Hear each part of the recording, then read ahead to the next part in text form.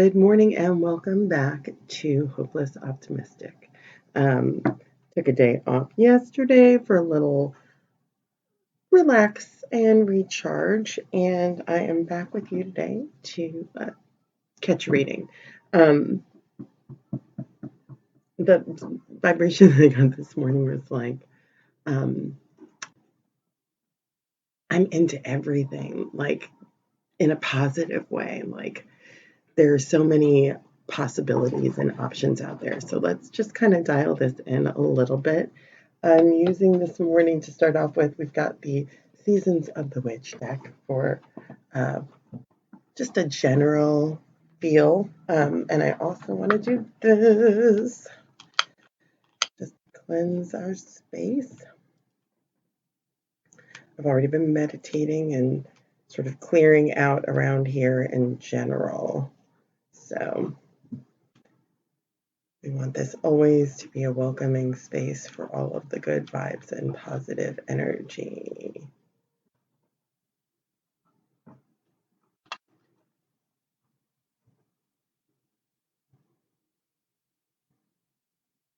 Having a good Sunday? Yeah, me too so far. Took a minute for me to kind of get my bearings. And I think that that's also part of that. I am into everything or um, kind of thing is that sometimes it's overwhelming. This deck is really beautiful. I love it a lot. And I don't break it out. It's actually supposed to be like a Samhain kind of thing, but um, in witchcraft, Samhain or Samhain is actually the New Year, and we've just come past our traditional New Year here in the West, so seems pretty fitting to me. All right, ladies, let's get it.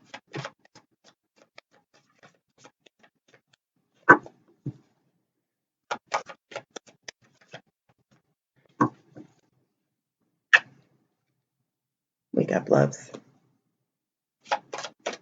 It's really cold here, so I think everything is just a little chilled and needs a little warming up, including me. So we got number 18, Graveyard. There is a song that bellows in the peace of knowing no end and acknowledging the crossroads of eternity. And Third Harvest, which is Daughters of the Woods. Feel thy sacred swell with suppleness. Taste the gathering of honey's milk filling your emptiness. This is interesting because it's kind of like talking about endings are only new beginnings, and there is bounty in possibly like what we find to be unexpected. Third Harvest. All right, let's pull some clarifiers from our wandering star. The cats are active this morning, by the way. I think it's because it is so cold and they're just trying to warm their little hearts. So I wouldn't be surprised if somebody comes in and says hello. You know how they like to do.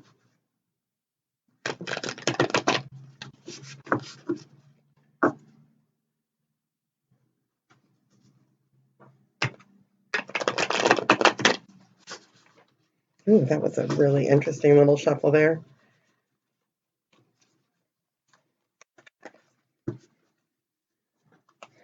Hashtag struggling. All right. Wakey, wakey, ladybirds. I do like to refer to my cards as the ladies.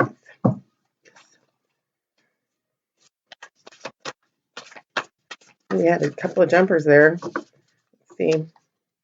Let's clarify Graveyard. For every ending, there's a new beginning. Crossroads of Eternity. Looking for information on Graveyard. That one almost jumped. That one definitely did. Oh, interesting. This is really, maybe it's not so maybe it's not so out of the ordinary. What is going on here? Well, we got everything. We got death, which is again like new beginnings. So that's pretty accurate for graveyard. It's transformation, it's new beginnings, endings, change, transformation. And paired with this, it's just like, yeah, the graveyard, there is a song that bellows in the peace of knowing no end and acknowledging the crossroads of eternity. So letting one thing go so that something new can come in. And then let's look at this third harvest. Oops, gosh, that's a lot.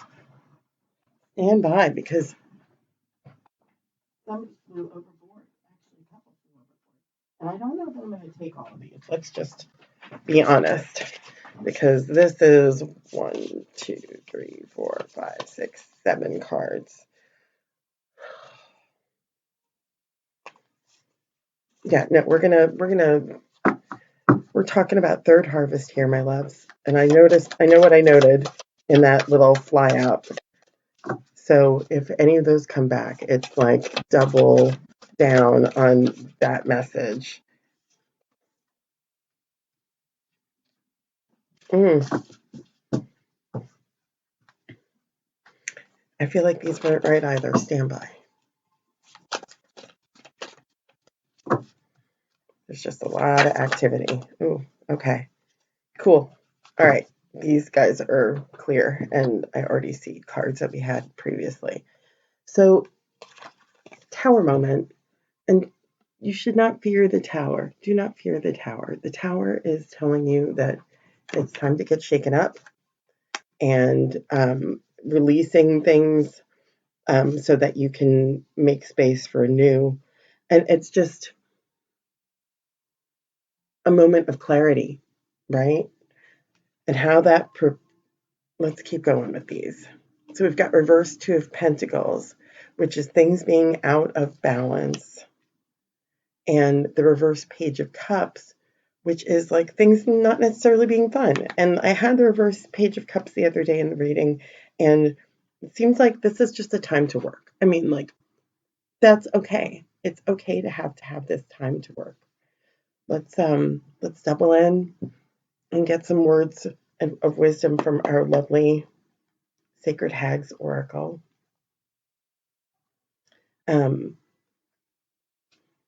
Graveyard and death, third harvest with the tower, and things not necessarily being being out of balance and not being in a sort of lighthearted, fun way. And that's okay because, going back to the thought that I had, I love everything. I need to figure out what this everything is. Where is the way to go to clear the path to make things clearer? Oh, activation and chaos. The Hag of Wildfire and the Hag of Storms. So we've actually gotten both of those recently too, which I think is interesting. There are, I think, 14 hags in this deck, maybe 12. Let's double check. Oh, 14. Yeah, 14 hags. And like we keep on getting the Hag of Storms, which is finding a way to sort of ride out that chaotic feeling because there's beauty in it. Like things are revealed to you in those moments. And I'm going to clarify them again. So let's, and I'm kind of drawn to take these cards back from this deck so that we could see if we get some reverberating messages. I may pull out another straight up tarot deck in a second if I feel so drawn. Oh, so much, so much, so much, so much, so much. All right, ladies, let's get, there's a lot to say. Okay. So in this journey with the graveyard and with death and the Hag of Wildfire, it comes down to like a level of self-love.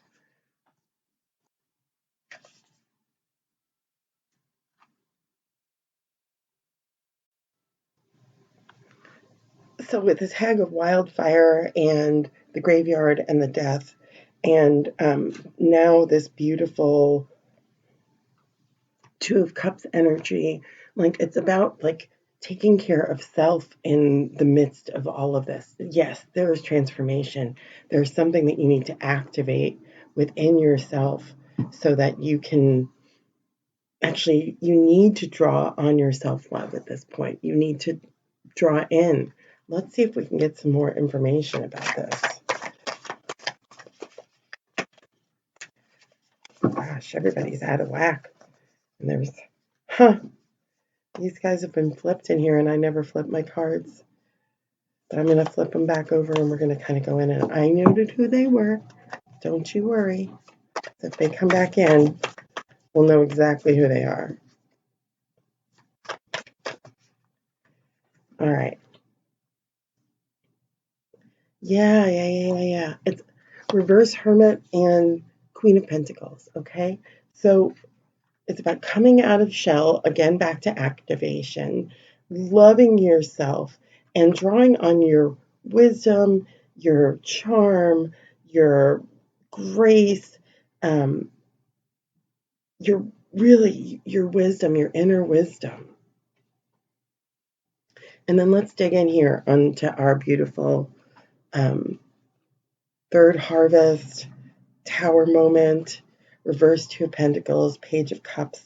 Again, releasing something to allow, like, really your ability to shine and to take care of self. The reverse Two of Pentacles, something's being out of balance. It's not necessarily going to be fun. We're in a little bit of chaos. Tell me a little bit more about this chaos. Oh, bro. We got two of, like, the sort of most loving cards in the deck. We got the Lovers and the Two of Cups.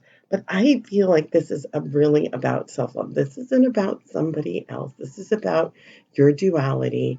This is about you finding peace and finding your own inner harmony in all of this. And I think that really does go back to the third harvest thing, too. And I've got one more card out of this to clarify after we do everything, like an overall message. Wow, that is a lot, ladies. There's just so much to be said today. Oh my God. Come on. Let's do this reasonably. Oh gosh. And you came up earlier, so I feel like I've got to at least acknowledge that there is a little bit of attachment still in the mix.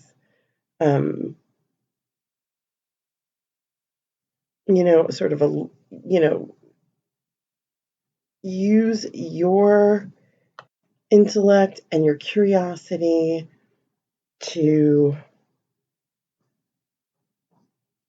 bring in whatever prosperity you're looking at. Oh gosh, this is all like so deep.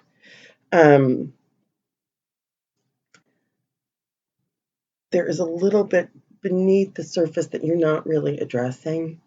Bring it out, face it, look it straight in the eye. There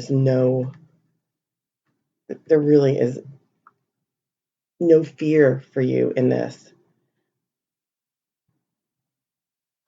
There's going to be you're going to find your own inner peace in this. I talked about shadow work the other day. I feel like it's about doing a little bit of the shadow work. And we have the other sort of specialty card within the Wandering Star, which is the Creator, which is a responsive no. So saying no to one thing is saying yes to something else. And then I'm going to go into the Divine Feminine deck just for a little bit of guidance on this. Like this, I know it seems a little conflicted here. Like we've got some cards that would traditionally, I feel like, get a bad rap, but within the context of everything, it's just, from the death comes new beginnings. Like death activates life. Like if you just think about the earth becomes fecund from the death that that it eats off of, whether it's dead leaves or a fallen animal. And coming out of your shell and stepping into your loving power will only continue to bring you bountiful, bountiful results.